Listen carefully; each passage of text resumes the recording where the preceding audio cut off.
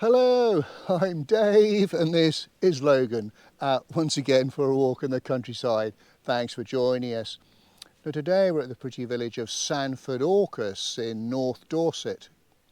It's located about 3 miles north of Sherborne. We're very close to the Somerset border. Indeed, we'll be crossing over the county boundary a couple of times today. And we're going to be walking a roughly 5.5 mile figure of 8 route.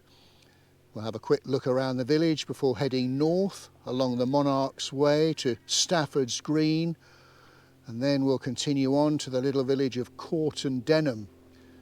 And after that we'll head south along the county border, looking out for some boundary stones along the way, and then we'll make our way to Holway and higher Sandford before returning back to the village. Now I'm filming in the middle of August. At the moment it's quite a beautiful sunny morning, but there's a lot of cloud about. It might get a little bit darker later on, but should be perfect conditions for walking. Do come along with us. Well, I've parked in the centre of Sandford Orcas, and we'll begin with a little wander through the village. And what better place to start than the pub, which is just behind me here. And it's the Mitre Inn, which I believe was built in 1851 as a cider house. And it may well be our final destination. And there's the village hall. I believe the main part of that was built in the 1920s. And this delightful little house here, I think, was the old school, looking at some of the old maps. Well, as far as the name Sandford Orcas goes, well, the Sandford bit comes from Sandy Ford. Just to the north of here there are 3 streams that converge together. The Orcas bit is from the Norman family name of Orascools or something like that. They were lords of the manor here in the 11th century. The village was, in fact, in Somerset before the county boundary moved northwards in 1896.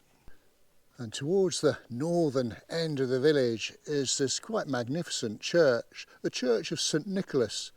Now the present building dates from the 14th century, although there was an earlier church here. The nave is the oldest part of the church, although its date is uncertain.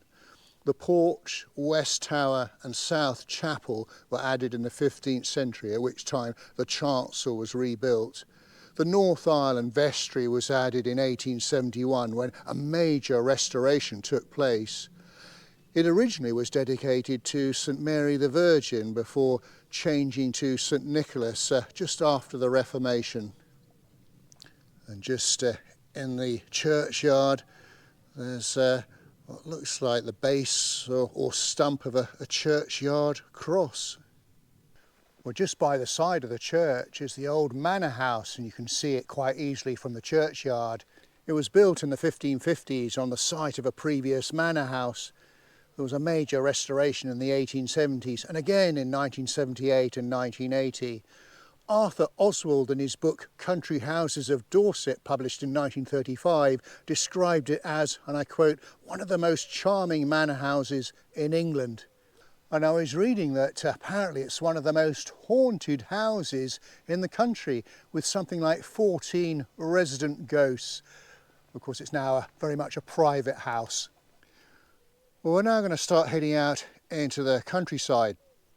We got to the northern end of the village just before the old mill.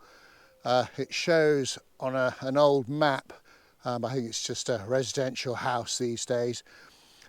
So the footpath that we're going to take is very much in a north-easterly direction, and I see there's a sign that says that they want us to keep dogs on leads on this section of the walk.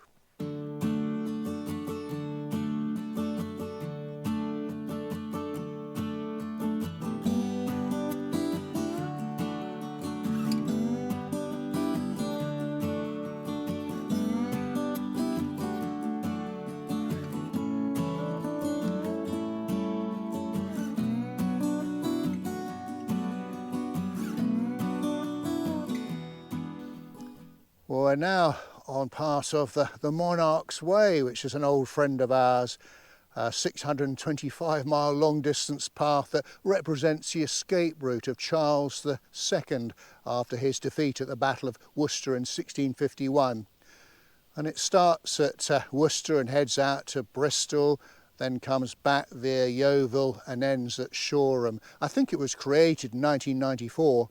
And we're also on the section of the Macmillan Way, which is a 290-mile long-distance path that starts at Boston in Lincolnshire and ends at Abbotsbury in Dorset, created in 1996, I think, to promote the awareness of Macmillan cancer relief.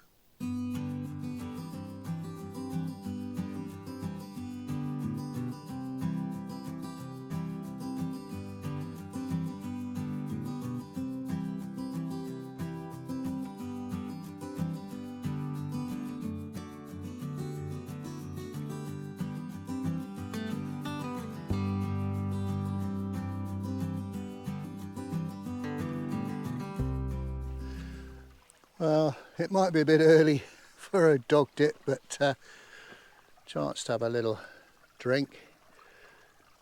So it's not boiling hot today, but quite humid. At least you can get your paws nice and cool.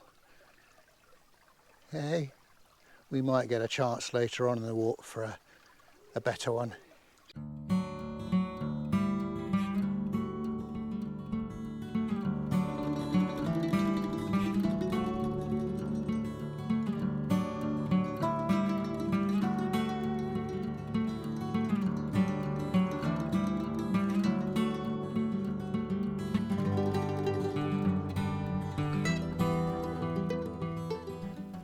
We've just come through a tiny little hamlet called Stafford's Green.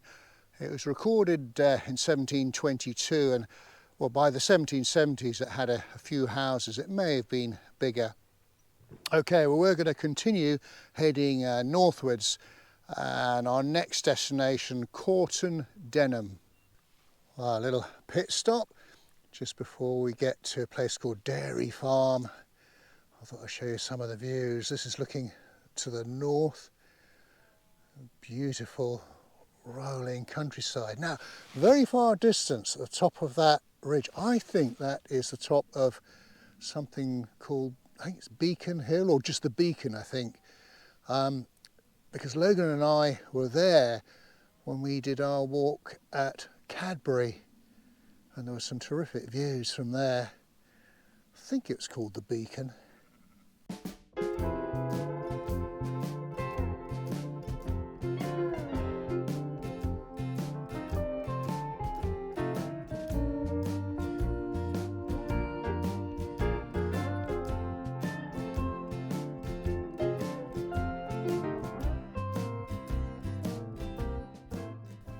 Well, now we're at the outskirts of Corton Denham, and this is Dairy House Farm. So we're just going to now circumnavigate it and follow this little road on the sort of western side. The sun's gone in. Fingers crossed it'll come out later on in the walk. At least it's keeping us nice and cool. So there's Dairy House Farm in the distance, and we'll just cross this little field and entering the village sort of from the southern end. Corton Denham is recorded as Corfton in the Domesday Book. The Corton bit derives from Old English for a settlement in a cutting, and the Denham bit from Dynham, the family who were lords of the manor between the 12th century right up until 1509. It was renamed Denham in the 1540s. Now, one famous resident in the past was BBC television presenter Valerie Singleton. Remember her from the old Blue Peter days? I certainly do, from my childhood. I think she left the village about 10 years ago, although I was reading that back in 2023 she came back to judge the village pumpkin lantern competition. Aha, the Queen's Arms. Now, the pub website states that it opened in 1851 as a cider house, although British History Online gives a date of 1861. And we have been in here before when we did our walk at South Cadbury. It's a little bit early for a pint today though. I remember this trough from the last time that we were here because it shows on a 1903 map. Lovely that it's still here. Looks as though it was restored in 1988. Oh, what a beautiful church.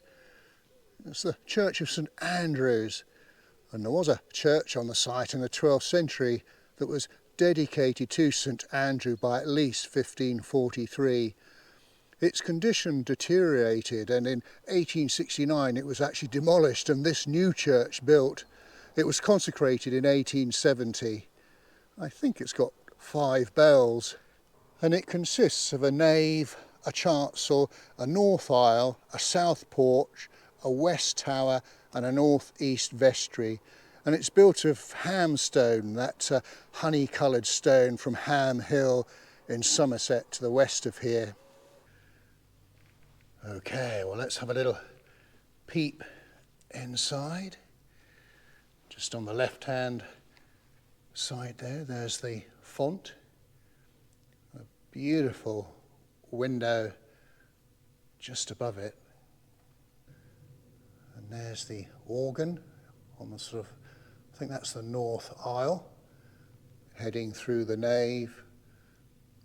Quite magnificent pulpit there on the left, and then through into the chancel itself. And look at these windows. They're not actually stained glass, they're actually painted. Now, right next to the church is the village hall, and it originally was a school built in 1845. The school closed in 1962 and it was bought by the village in 1979.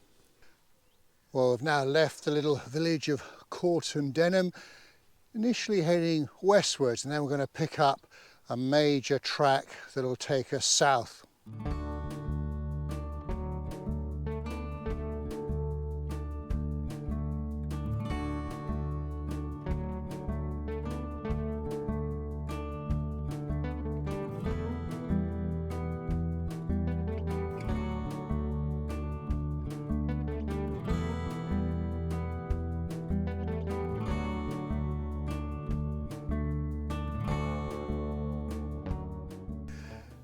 Well, I'll tell you what, standing in the middle of this field, some of the views around here, well, they really are quite stunning.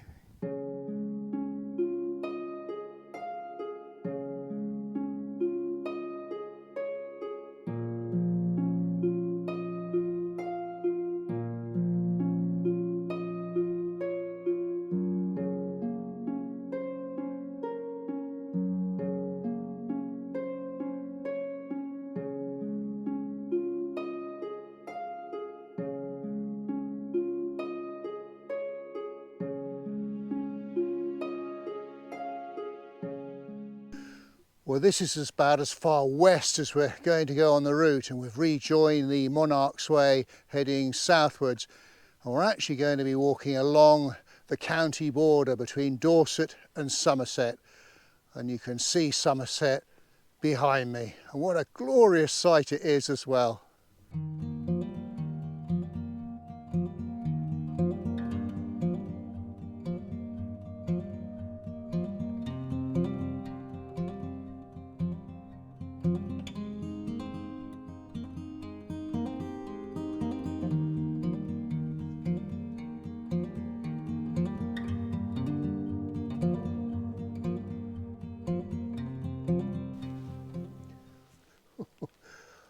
Our first blackberries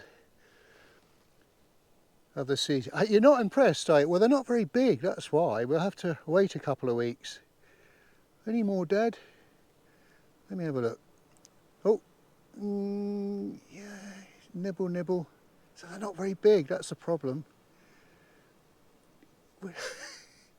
Yeah, but, go on, one more go. Yep. We've been following the Monarch's Way, and now we start heading eastwards. Just on this corner here, Well, there was once a boundary stone. It doesn't show on a 1902 map or indeed a current Ordnance Survey map, but it does show on a 1958 map. Wow, I can't see one. Well, we've passed back through Stafford's Green, still on the Monarch's Way, heading southwards towards a little place called Holway.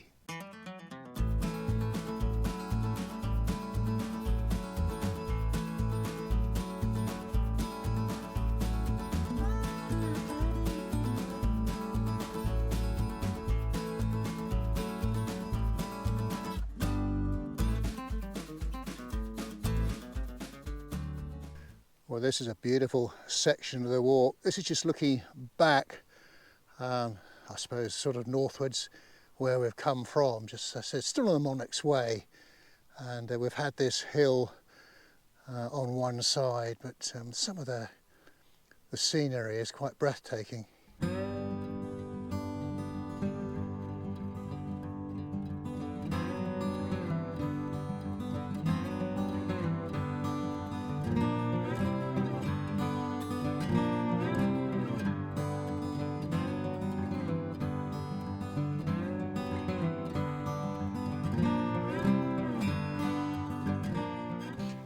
We're just passing through a little place called Holway and Holway Mill. Now, current Ordnance Survey map shows a mill, but it was just a farm on a 1958 map and indeed on a 1902 map. Interesting that an 1886 map shows what looks like to be a pond just on the northern side. Maybe a mill pond, perhaps? Yes, that's what it was. Otherwise, what source of power would there be? Well, I suppose it might have been a windmill on the side of a hill. I'm not sure.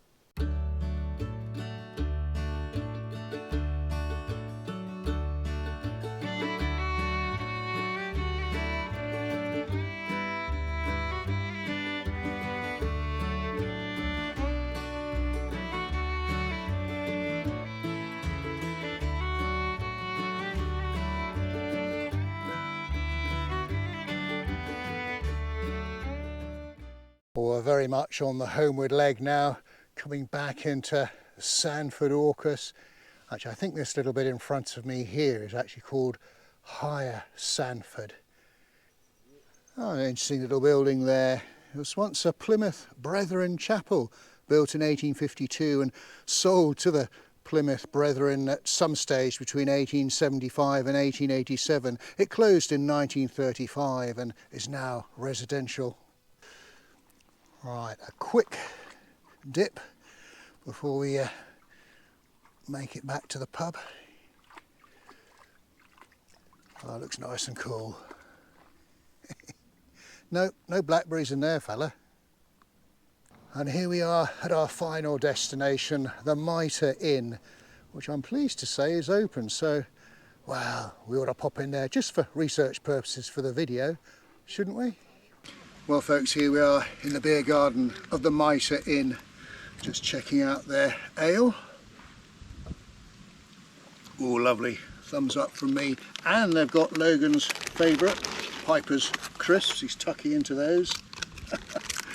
Well, we hope you enjoyed our walk today. If you did, please do give us a thumbs up and a like, and do leave a comment, and do check out our Facebook page, Dave's Countryside Walks. I always put photos there and also a map of the route.